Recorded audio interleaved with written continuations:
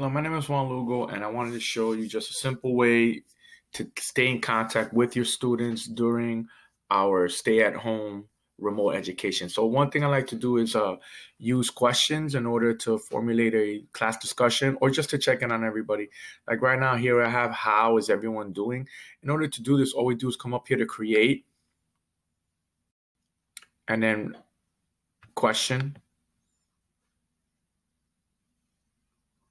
And then we pose our question.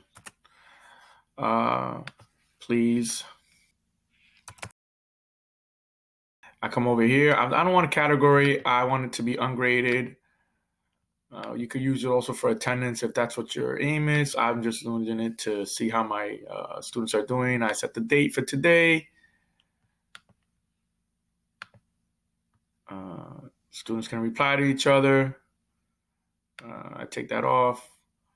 And then I just leave it this way. And then I just pose the question and I ask. No grade. I said, okay. Once we go back, you will see here that we have our question. And if you see our little icon here of a comment post, you see that 5 people have responded. If I open up the assignment and scroll down to my class comments, I can view just how many people have said or responded to anything that I have posted.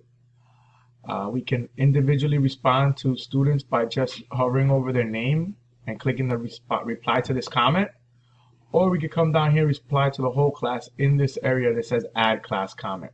Once again, my name is Juan Lugo for the MHS Technology Committee Screencast on how to use the question option in Google Classroom. Thank you and have a great day.